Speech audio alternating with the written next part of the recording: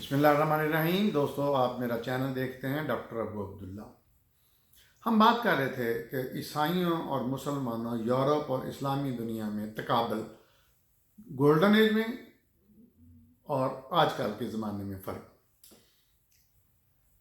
عیسائی مشنریوں نے ہماری لاکھوں کتابیں جلا ڈالیں اور جو بچ گئیں وہ London, Paris, Holland, Germany, Spain اور نیو یارک اور اٹلی میں مکفل ہیں، بند ہیں۔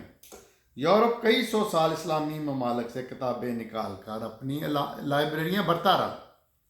عربی زبان کو 12ویں صدی میں وہی مقام حاصل تھا جو آج کل انگلش کو ہے، یعنی عربی اس زمانے کی سائنٹیفک زبان تھی۔ کسی نے علمی مقالہ لکھنا ہوتا یا عالمی سطح پر کوئی کتاب لکھنی ہوتی تو عربی میں لکھتا۔ اس دور میں عربی زبان بین الاقوامی زبان تھی۔ اس وقت یورپ کی لائبریریوں میں 2,50,000 کے قریب عربی کتابیں اور مسودات تھے۔ عربی صدی کو 12ویں صدی میں وہی مقام حاصل تھا جو آج کل انگلش کو ہے۔ کسی نے علمی مقالہ لکھنا ہوتا تو وہ عربی میں لکھتا۔ ہسٹری آف میتھمیٹکس میں ایک ویسٹرن رائٹر سی بوائر لکھتا ہے کہ at the beginning of 12th century, no European could expect to be a mathematician or an astronomer without a good knowledge of Arabic language. یعنی وہ یہ کہنا چاہ رہا ہے کہ اس زمانے میں کوئی بھی شخص یورپ کا عربی زبان کو سمجھے بغیر کوئی کسی قسم کا نہ دعویٰ کر سکتا تھا، سائنسدان ہونے کا، نہ بک لکھ سکتا تھا۔ جن یورپین مترجمین نے عربی زبان میں لکھی اسلامی سائنسدانوں کے ترجمے کیے، ان کے نمایاں نام یہ ہیں۔ جیرڈ نے ابن سینا کی القانون کا لاطینی ترجمہ کیا جو وینس سے 1486 میں شائع ہوا۔ دوسرا ترجمہ ٹریشل نے کیا اور فرانس سے 1498 میں شائع ہوا۔ تیسرا ترجمہ سینٹوریو نے کیا جو وینس میں 1625 میں شائع ہوا۔ اس کا ایک عربی ترجمہ کینیڈا میں موجود ہے۔ اس کتاب کا ایک ترجمہ عبرانی زبان میں کینیڈا میں موجود ہے۔ ابن زہر کی کتاب التفسیر کے 4 ترجمے 1690، 1998، 1531 میں ہوئے۔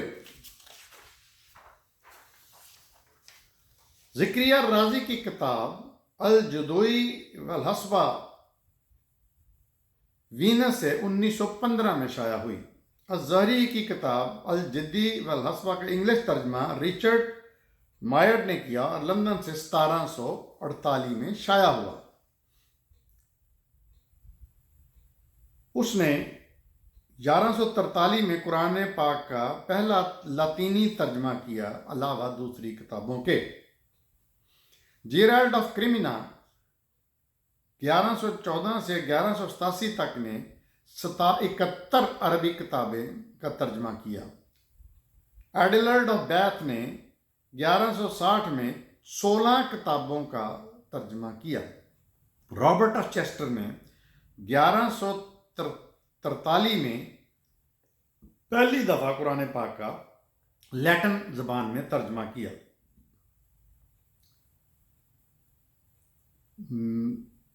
میرابیلس آف فرانس فلورنس میں محفوظ ہے۔ اینڈریو الپیگس جی ریمونڈی 1536 سے 1614، مارگریٹ سٹیول 1450 سے 1550، ان لوگوں نے ترجمے کیے عربی سے، لیکن انہوں نے بعض جگہوں پر اسلامی سائنسدانوں کے نام جو عربی میں ہوتے ہیں وہ بگاڑ دیے یا ان کو مختصر کر دیے۔ یہ میں پچھلے بھی لیکچر میں بتا چکا ہوں۔ بعض جگہوں پر اسلامی سائنسدانوں کے نام عربی نام بگاڑ دیے، جیسے ابن سینا کو ایویسینا، ابن الحسن کو الحزن، جابر بن حیان کو جیبر، الرازی کو ریزس، الزرقانی کو الزچل، ابن رشد کو ایورس۔ یورپ میں کاغذ کا رواج اسلامی اسپین سے شروع ہوا، جہاں کاغذ بنانے کی فیکٹریاں کام کر رہی تھیں۔ جیف فے کے بقول یورپ میں کاغذ بنانے کی پہلی فیکٹری اٹلی میں 1261 میں لگی تھی اور مسلمانوں نے ہی کاغذ کپاس سے بنانا شروع کیا۔ انگلستان میں کاغذ بنانے کی پہلی فیکٹری 1694 میں لگی تھی۔ چین کے لوگ کاغذ ریشم سے بناتے تھے۔ 8ویں صدی سے 13ویں صدی اسلامی تہذیب نے جن جلیل القدر عالموں کو جنم دیا ان میں سائنسی علوم میں جابر بن حیان، الکندی، ابن بطار، ابن ہاشم، میڈیسن میں زکریا الرازی، ابن سینا، الظواہری، ابن ازہر، ریاضی اور علم حیات میں یعنی اسٹرونومی میں الخوارزمی، سان ابن قرہ، عمر خیام، ابو اللوفا اور نصیر الدین توسی۔ فلسفہ میں ابن سینا، الغزالی، ابن رشد، فخر الدین رازی۔ علم تاریخ میں البتری، ابن اسیر، ابن خلدون۔ جغرافیہ میں المسعودی، الادریسی، ابن موکر۔ اصل میں جس طرح آج کل ایک سبجیکٹ کا ایک ہی اسپیسیفک اتھارٹی یا ایک رائٹر یا ایک ماہر ہوتا ہے، جیسے ڈاکٹر جو ہے وہ صرف ڈاکٹر ہے، انجینئر جو ہے وہ صرف انجینئر ہے، تاریخ دان صرف تاریخ دان ہے، جبکہ اس زمانے میں میڈیول ٹائم میں یا گولڈن ایج میں مسلمانوں کی جو ریسرچ ہوتی تھی سائنسدانوں کی، وہ ایک سے زیادہ علوم میں ہوتی تھی۔ ایک ہی سائنسدان الجبرا میں بھی کرتا تھا کام، میڈیسن میں بھی کرتا تھا، اسٹرونومی میں بھی کرتا تھا، تو اس طرح یہ ایک ڈیٹیل قسم کی ان کی ریسرچ ہوتی تھی، اسپیسیفک نہیں ہوتی تھی۔ لیکن ہم نے کوشش کی ہے کہ وہ پرٹیکولر نام دیں جو کہ اسپیسیفک میں زیادہ مشہور ہیں۔ یورپ میں 12ویں صدی میں ان آفاقی عالموں اور سائنسدانوں سے ہر شخص واقف تھا۔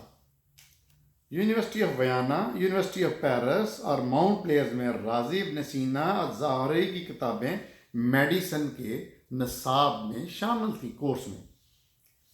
ان مسلمان سائنسدانوں کی خدمات کا اعتراف مندرجہ ذیل یورپی عالموں یعنی اسکالرز اور ان ریسرچرز نے کیا ہے، مثلاً Adelard of Bath, Raymond Lull, Pope Sylvester second, William of Ockham, Roger Bacon, Albert Magnus, Thomas Aquinas, Duns اسٹانکس، ولیم اکھان، پاسکل، کیپلر۔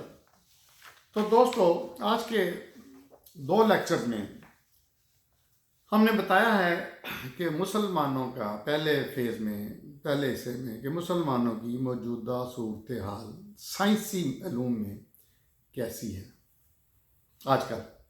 پھر ہم نے بتایا ہے کہ گولڈن ایج آف اسلام میں یورپ کی حالت کیسی تھی، اور اس میں ہم نے جو یورپ کے رائٹرز، اسکالرز ہیں، ان کے لکھے ہوئے مقالے پیش کیے کہ کس قدر بری حالت تھی یورپ کی۔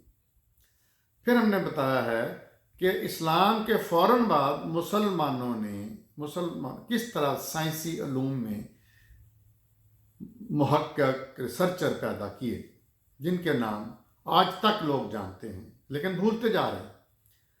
پھر ان مسلمان، وہ گولڈن ایج یا میڈیول ٹائم کے مسلمان سائنسدان تھے، پھر ان مسلمان سائنسدانوں سے کس طرح یورپی لوگوں نے علوم حاصل کیے، ترجمے کیے عربک سے لیٹن میں، انگلش میں اور دوسری زبانوں فرینچ زبانوں میں، اور پھر ان کی کتابیں بھی چرائیں اور اپنی لائبریریاں بنائیں اور یہاں پہ ان علوم کو شروع کیا، اور آج ان علوم میں اور آج سائنس میں یورپ کا کیا حالات ہیں۔